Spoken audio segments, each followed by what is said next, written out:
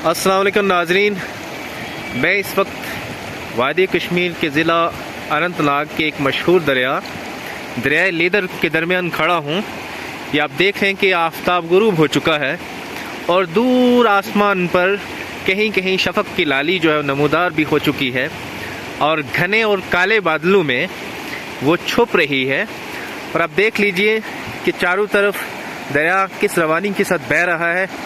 और ये वो दरिया है कि जो अपने ठंडे पानी और अपनी तेज़ रफ्तार की वजह से मशहूर है, क्योंकि ये दरिया बहुत दूर से आता है, बिलखुसूस वहाँ से आता है कि जहाँ पहाड़ों पे बर्फ़ पिघलती है और उसके बाद इस दरिया के अंदर काफ़ी रवानी पैदा हो जाती है, बिलखुसूस गर्मियों के मौसम में। लेकिन गुज़श्ता 1-2 महीने से वादी कश्मीर में बारिश न होने की वजह से काफ़ी सूखा पड़ा है और ये दरिया भी थोड़ा सुकड़ चुका है और इसकी जो तुग़यानी होती थी, वो जो रफ्तार होती थी, वो भी थोड़ी धीमी पड़ चुकी है। और ये पानी अपने ठंडे मिजाज की वजह से और अपने इस ठंडे पानी की वजह से मशहूर था, अलबत्ता वो चीज़ आज इसमें देखने में नहीं आ रही है।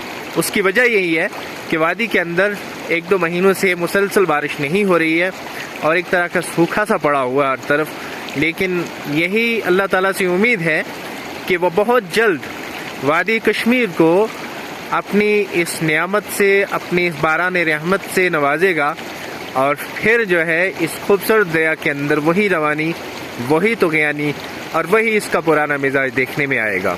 क्योंकि इस दरिया से यहाँ के ख़ास तबके, इनके मजदूर तबके का रोज़गार जुड़ा है।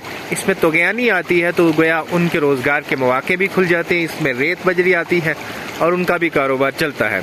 अलबत्ता बारिश न होने की वजह से इस दरिया का जो एक तरह का यूँ समझ के इसके गिरदोनवा में जो इलाके हैं वहाँ जिस तरह से पानी जाता था, अलबत्ता उसमें थोड़ी बहुत कमी आ गई है। बहुत सारे नाले आज हमने खुश्क देखे हैं, सूखे देखे हैं।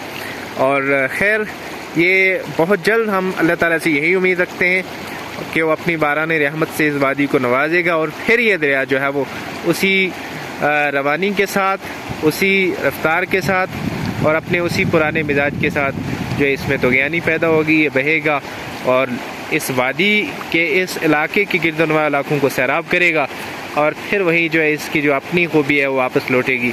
बहुत बहुत शुक्रिया।